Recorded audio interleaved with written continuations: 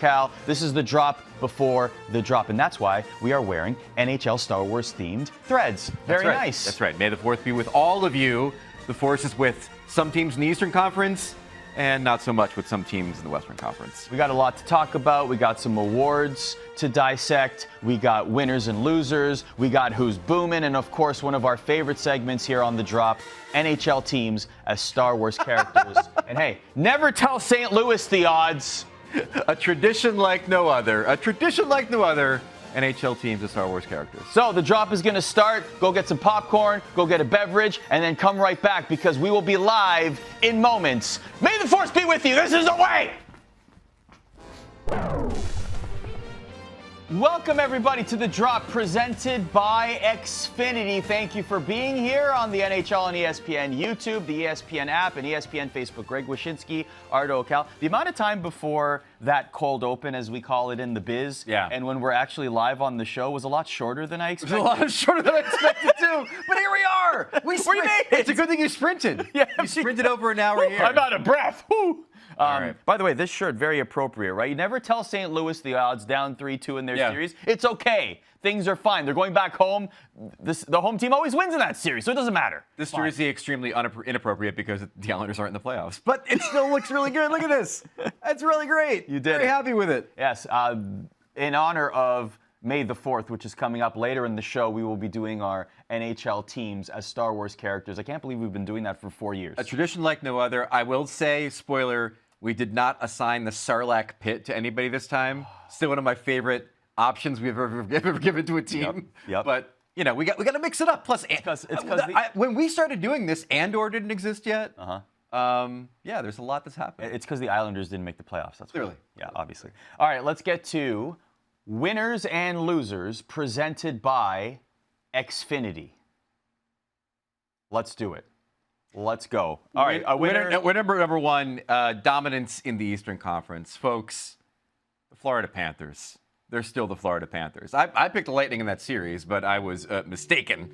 The Panthers just punch you in the face, and then they beat you with their offense. You saw what their star players did and what the Lightning star players did not do in that series. And then, of course, the Washington Capitals. Give them credit, man. There were times in this series where they could have reverted back to the old Capitals ways and given oxygen to an upset bid, but they didn't do that at all. And then finally, the other one, the Carolina Hurricanes. We have to give them all the credit in the world for beating my beloved New Jersey Devils in 5 games, or what was left of them. By the time the Hurricanes beat them, their defense was basically like the Utica Comets or whatever the AHL affiliate of the Devils is by now. Shout out to them. The Big Edmonton Devils, whatever. But Panthers, Capitals, Hurricanes all advanced. Big winners so far in the playoffs. I'm going to move this back because your one shot, your single, is being obstructed by the TIE Fighter helmet here. So I'm just going to put that there. Loser, Leaf fans. Oh, yeah. Have you checked out social media lately? If you're a Leaf fan and you're a glass half full kind of person, this is what you're dealing with. We're burning jerseys for a 3-2 series lead. This is the depths at which despair exists for Leaf fans, Wish. This is the ghosts have been resurrected. The Leafs are once again haunted. You had one job, not to let Ottawa back in this series. They did so, and it made Linus Ullmark look great in the process. And now the greatest test, Arda, the greatest test. They hired Craig Berube because when he was with St. Louis, he made everybody forget about adversity. It was just move on to the next one. Can he do that with the psychological mess that are the Toronto Maple Leafs? Wow, that's going to be a Herculean task. What do we got for another winner? All right, winner. I love fan chants. I love fan taunting. We had 2 taunts in this postseason that were of the same genre that I'd love to see repeated. It's chanting for the goalie who's already been pulled. The St. Louis Blues fans chanting, "We want Connor," after Hellebuck gets pulled in St. Louis is just masochistic, really. But also a brilliant fan move. Winnipeg fans should be proud. The LA fans did the same kind of thing with Sturt Skinner in that series. I love this tradition. You know, yeah, we feel bad for goalies when they get pulled, but we also want to let them know that they're appreciated for how much they give the home team insofar as watching pucks fly by them. Speaking of traditions, chirping, of course, is a big tradition in the playoffs between teams. But a loser for me is getting the police involved or the cops or fines.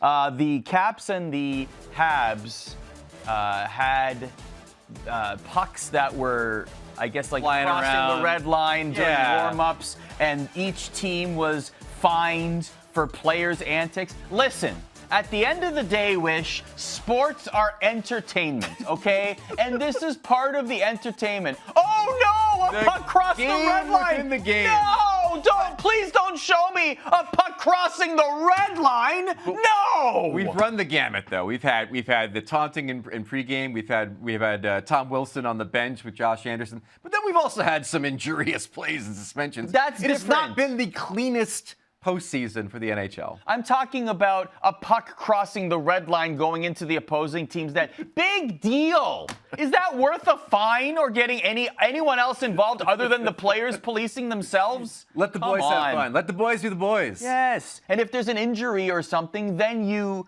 take action because something happened. Right. Winner, Gabe Landeskog. Ladies and gentlemen, no matter what happens in this Dallas-Colorado series, we will always have the moment when Gabe Landeskog, the captain, returned and then scored his first goal since the 2022 Stanley Cup Final, where he also played his last game.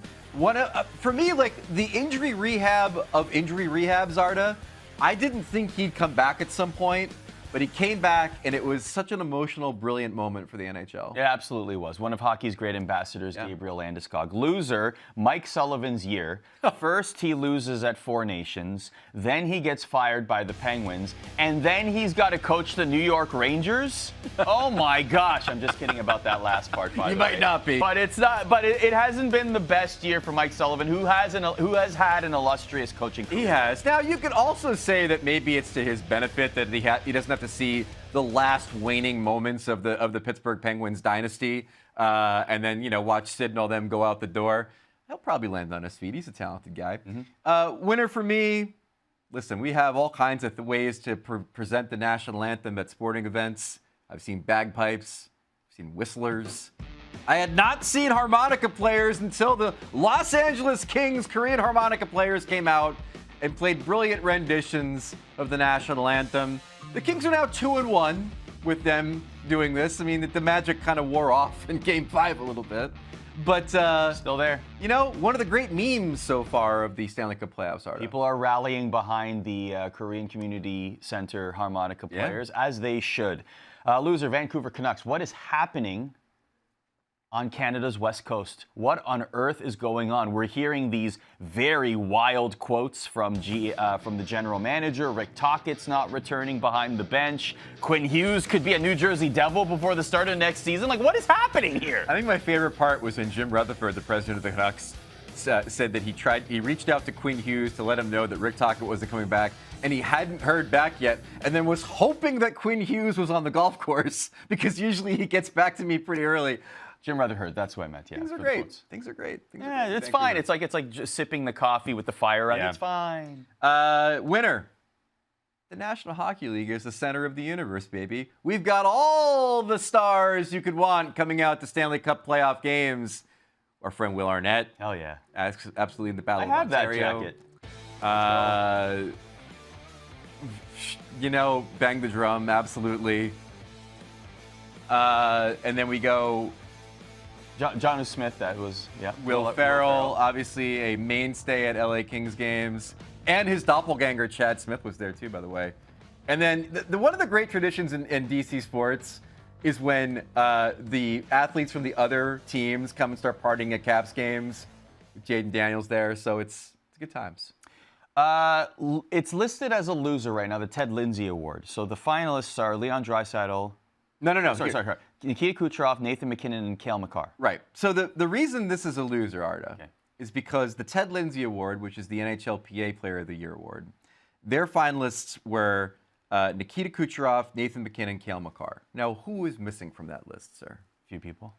Leon Draisaitl. Yeah, Leon. Leon Draisaitl led the NHL in goals. He was a monster. If there was ever a season where you could say that Leon did it without the benefit of Connor McDavid, it'd be this season. He was a two-way monster. For my money, the best skater of the season. And he doesn't make the NHL PA. His own peers don't appreciate his season. Well, Arda, leave it to the members of the hockey rating media to rectify the problem. We had the foresight to give Leon Draisaitl a nomination for the Hart Trophy for MVP, along with Connor Hellebuck and Nikita Kucherov. So, Leon, if you're out there, let it be known, your friends in the writing community, hardworking journalists, we have your back in a way that your peers don't. Mm-hmm. Good for you. Yeah. Do you want to take a Barry Horowitz pat on the back? You want to just take a moment? There it is. All right, just wanted to make sure that happened. Well, listen, Leon Draisaitl has also been tearing it up in the postseason. Yeah. Oftentimes, him and Connor McDavid have been carrying the Oilers on their back, and that's why they are in the lead that they are in right now. Let's take a look at It's Booming, presented by Xfinity. And let's start with the Hart Trophy candidate Leon Draisaitl and his buddy Connor McDavid. 10 points apiece. 10 points apiece. I said before the series, for those who were brave enough to pick the LA Kings to beat the Oilers for the first time in 4 tries in the postseason, they don't have Connor. They don't have Leon. It's like the Buffalo Bills trying to beat the Chiefs for the first time in 4 tries. They still have Mahomes. Well, the Oilers have 2 Mahomeses, and that's the problem. Booming. The Florida Panthers. They still got it. I mean, I was dumb enough to pick against them, but then you watch them, and they haven't missed a beat. Barkov, Reinhart, Bennett, Kachuk, now Marchand's there to join the party. Seth Jones played well. Bobrovsky's still doing his thing. I think we all assumed that they couldn't do it for a 3rd straight season, but you watch the Panthers in that series against the Tampa Bay Lightning, and by God, you find me another team that's going to come out of the East that's better than the Panthers. I haven't seen one. They're looking good, and they've won first-round matchups many times in recent memory, quite honestly. And they win the Battle They're just of Florida so confident. again. Yeah, they are. And John Cooper, the Lightning coach, said this after they were eliminated. You know, when you figure out how to do it, you just keep doing it. And by that, he meant like winning. And he said the Lightning, they figured out how to win. And now the Florida Panthers have figured out how to win. And they just keep doing it. Booming. Kirill Kaprizov and Matt Boldy, Minnesota Wild. This is a tandem that's clicking. Yeah, and like no matter what happens to the Wild in the playoffs, they know what they've got now with Kaprizov and Boldy. They've got a dynamic duo, maybe like a Timu, Leon and Connor in some ways. But like they can build around this. They know they've got 2 players they can depend on. They can build around those guys. Kaprizov's been insane. Like what an incredible postseason so far for him. To make that series against Vegas interesting. So Boldy and Kaprizov, man, something to get excited about. He's if you're the Wild. playing early season Hart Trophy conversation, Kirill Kaprizov, before the injury. They have 17 goals in the playoffs, and Boldy and Kaprizov have a point on 11 of them. Amazing. Yeah, it's great. Speaking of points, the Habs could not get any against the Hurricanes with the man advantage. The Devils, pardon me, because the Hurricanes penalty kill 15 for 15 and a shorthanded goal. It's the power kill that they've done for years under Rod Brind'Amour. They are fast. They pressure you. The Devils obviously were at a disadvantage. They didn't have Luke Hughes, their power play quarterback, in this series against Carolina. But it does set up a very interesting matchup in the next round, Arda. Ovi and the Caps power play versus the Carolina penalty kill in the semifinals. Okay, Rod Brind'Amour, follow me here. Alex Ovechkin, top of the circle, waiting like this. It doesn't matter. They scored a goal in Game 5 against Montreal where Strome wins the faceoff, and then like 2.2 seconds later, Ovechkin's got it in the back of the net. Yeah. And People have been trying to solve this since Ovechkin came into the league, Arda. Yeah, it's a Rubik's No one's been able to do it yet. Shout out to Tom Wilson, by the way. He like jumped out of the way, and like Ovechkin, like it was almost like a screen. It was a great shot. Anyway, booming. Cam Fowler? Cam Fowler. We all forgot about Cam. You know, he was on those Anaheim Ducks teams that were, shall we say, not competitive for a while. And then he goes to the St. Louis Blues in a trade in December, and lo and behold, Cam Fowler becomes over a point per game player in the playoffs, leading the playoffs amongst defensemen in scoring. And it's great to see. I mean, this guy, do you believe this guy has been in the league for as long as he's been in the league? Like, he's now a wily veteran of this game, Cam Fowler, and has found a career resurrection with the St. Louis Blues. Yeah, once again, never tell St. Louis the odds. Our final booming, and he does, just like the Costco guys, lower the boom. Tom Wilson. Double chocolate chunk cookie for Tom Wilson. Tom Wilson has let his presence be known. There's a lot of people that don't like Tom Wilson. They don't like his antics. They don't like the way he hits sometimes, injuriously. But the bottom line is that Tom Wilson has the ability to affect a series. You see what he did going into the bench and fighting Josh Anderson. You see what he did with that hit on Carrier. He's done it offensively in the series against Montreal as well. He's a guy who can exert his will in a playoff series, become a factor, and against Montreal, we got to see that again. And the crying thing was funny, let's be honest. Oh, it sure was. Yeah. It sure was. People were laughing. If you weren't laughing, then, I don't know, check your sense of humor.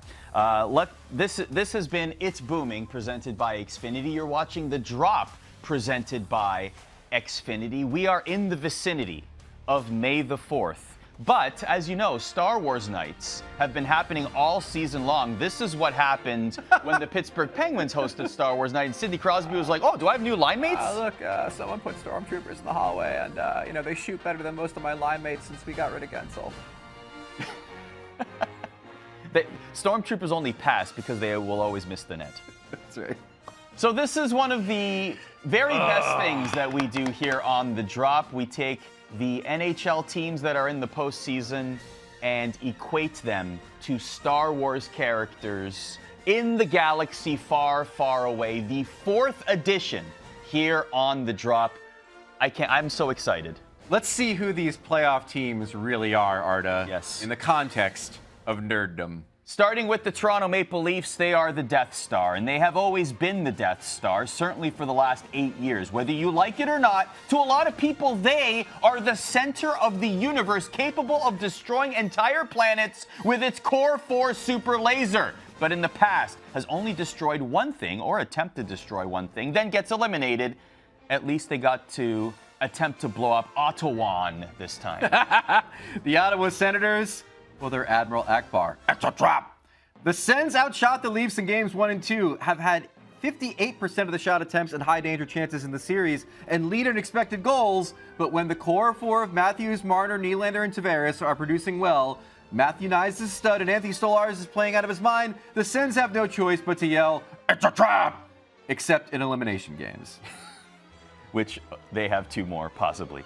The Florida Panthers are Grand Admiral Thrawn. That graphic is outstanding. I love it. A feared fleet, having made notable recent upgrades, knowing what it takes to win the battle. Tactically sound, a recent history of celebrated wins, especially when they were counted out with a trophy to show for it. Led by one of the most brilliant hockey masterminds who is rarely caught off guard, the only opponents we destroy are the ones with pucks. And full marks for putting him in the white jersey, right? If it's Thrawn? Naturally. Perfect.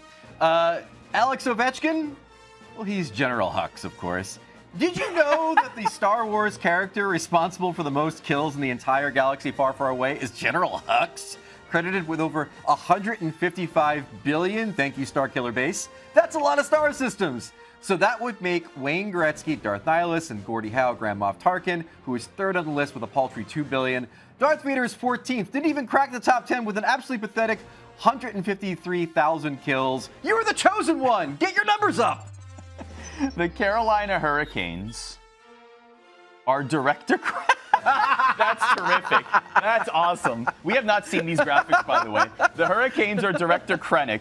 Krennic was put in charge of overseeing the construction of the Death Star. He did a good job. A lot of people didn't like him, but he won his battles. Until that is, he perished at the hands of the very thing he helped to build. You can always count on the Canes to win a playoff series or 2, but Coach Rod Brindamore, who won a cup as a player with the Canes in 2006, just hasn't been able to bring his team to the cup final behind the bench quite yet. 2006 was almost 20 years ago. It took 20 years to build the Death Star. Maybe this is the year Krennic finishes what he started. Or gets annihilated in a vaporizing laser. The LA Kings, of course, are Grogu. Baby Yoda, floating in a pod, Baby Yoda. There's potential there. We can see it. They just happen to lose focus or fall asleep sometimes, particularly in third periods when their coach makes a bad challenge or Quentin Byfield has a terrible turnover. But they trained for this. They are strong with the Force. And they've got Andrei Kuzmenko at the trade deadline. This is the way to a Stanley Cup run eventually, maybe when you don't have to play the Oilers. And speaking of which, the Oilers are the Sith. Always two there are, no more, no less. That must be how Connor McDavid and Leon Draisaitl feel sometimes when the Oilers are down in the third period. Then they have to tap into the dark side to get the Oilers back into the game. Unlimited power!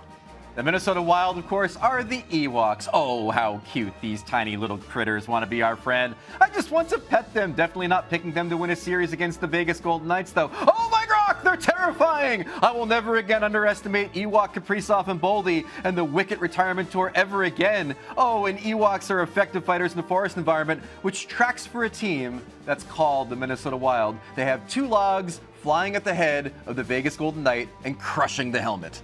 The Vegas Golden Knights are Jabba the Hutt, Yes. the ruthless gangster that rules the desert, but who also has an affinity for campy floor shows and live entertainment. Like Jabba, the Knights are the NHL's biggest gluttons, consuming other teams' star players like so many Klaatuine patty frogs. The Colorado Avalanche are Luke Skywalker's astral force projection from The Last Jedi. Hear me out.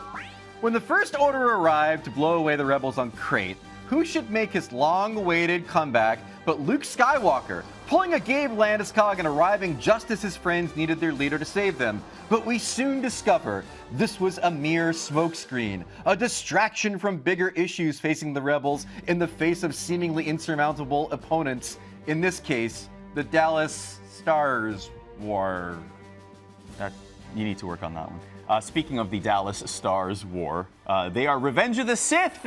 20 years. It's in Box office bonanza. It is. Yeah. One of the, was it the biggest re-release in history? The Stars are in the third of their trilogy. The first two were successful, if some people believe they are flawed. Their stories ending in the conference final. Now they have a chance to end their trilogy with the best edition. Return of the Jedi did it. Rise of Skywalker, well, up for debate. But the Stars raising the cup would be like watching Anakin turn into Vader and making us all forget about Jar Jar and the Sand speech. Darth Jar Jar lives forever. The St. Louis Blues are Cassian Andor from the extremely successful and critically acclaimed series Andor, available on Disney Plus now.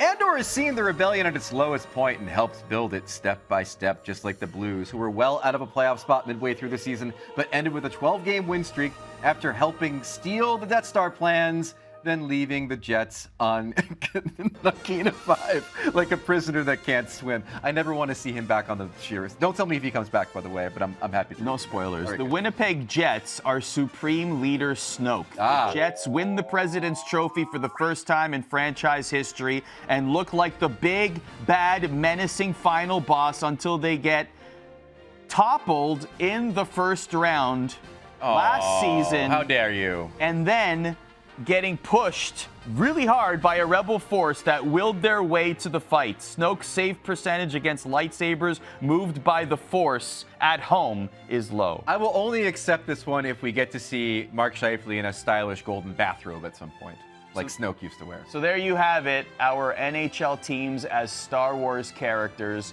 the 4th edition here on The Drop. You want to wear the helmet or just leave it till the end? Can I of the wear show? the helmet? You can if you want. My Shout head- out to my head will Justin never fit Cloutier there. for making those incredible graphics, by the way. They were awesome. Love it. All right, so let's move on here. We've had, like you said, there's been celebrities here and there at games in these Stanley Cup playoffs. Well, how about a guy who is a massive Devils fan now, Yeah. maybe due to proximity, but still. And his kids probably too. Yeah, who play hockey. Eli Manning. There's a lot of hockey players in the playoffs. They don't save. They grow their playoff beard. I know. So I started mine. How's it look? Are you growing a playoff beard?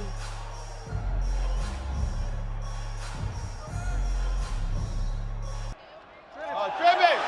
Go it again! What? Oh, death stare. Yeah, give the ref the old death stare. I've seen the death stare before. The key is if a puck comes this way, you can't flinch. The goal of the game is if they shoot and the puck hits this, you can't flinch. Oh, watch out. And more sticky! You can't flinch. That's scary. Oh, jeez.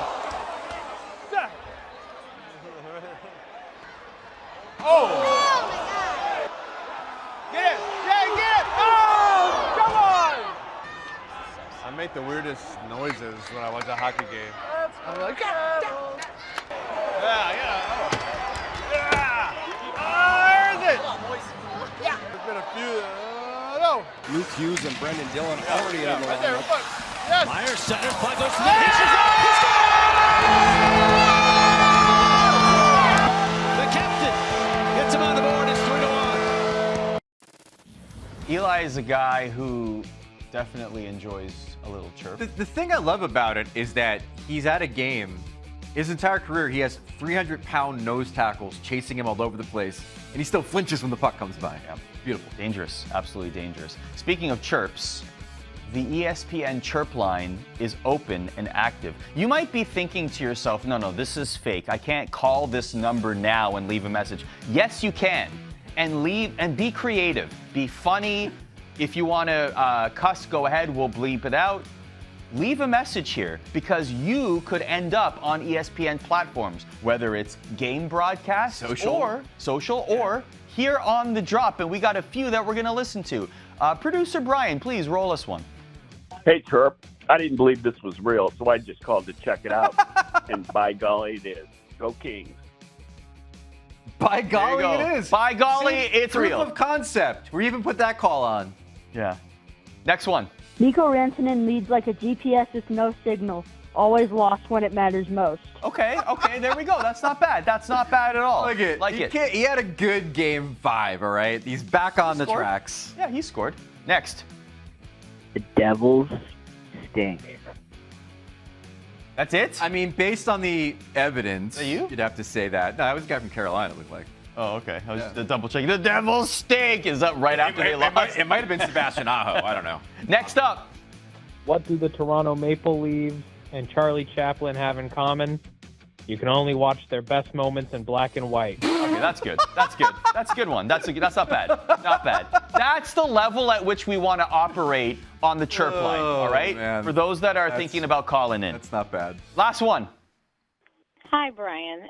This is your mother-in-law. I'd like to talk to Arda and Greg. I'd just like you to know that Sidney Crosby would be a wonderful person to interview because, but still, he would never brag like Ovechkin would about how great he is. Instead, he's very humble, and you'd have to get his fans to do that. Wow. His fans need to speak up and say how great he is, and not expect him to do that because that's not the kind of person Sidney Crosby is. And but I'm sure a lot of players do nice things, but Sidney Crosby is excellently super nice. We've been doing Ovechkin as the braggadocious rock star and Sidney as the good Canadian boy who doesn't boast since 2005.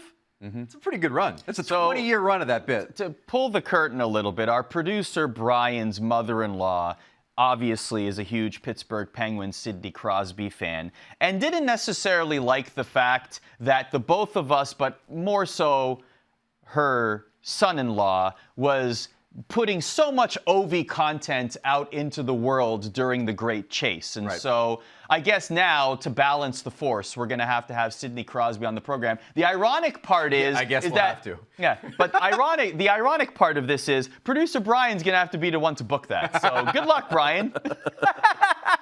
Your mother-in-law just signs you up for an insurmountable task. We're counting on you. May the force be with you. All right, the draft lottery is coming up.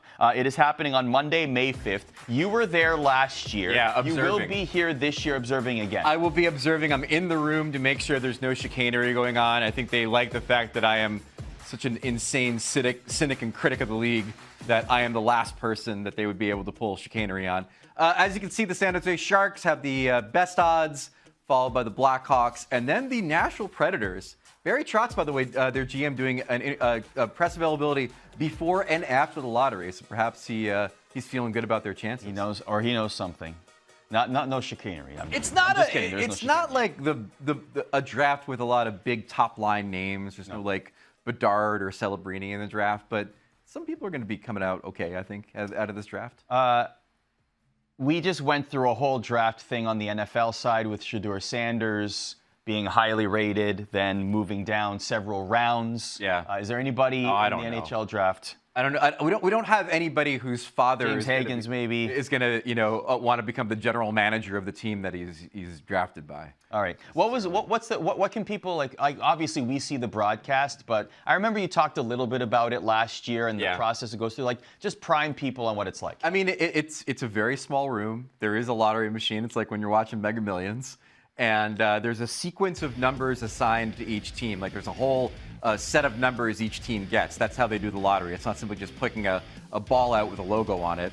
And listen, I'm like you, man. Like I want there to be something that tells me that the fix is in about the draft. The first time I realized the fix wasn't in is when Connor McDavid went to Edmonton, if we're being honest, because like, why would you put Connor McDavid in Edmonton? Then I go and I get to actually observe the thing, and you realize it's pretty hard for them to fix it for a certain team. So I hate to be the one to inform you all that it's all on the up and up and that the draft lottery is real. Oh, darn. I know. Gosh darn. That'll do it for us here on The Drop, presented by Xfinity. The Wi-Fi is booming. Won't have to wait long, though, for the next edition of The Drop, because we will be back on Monday. Monday! We'll see you then. Enjoy the pucks, people.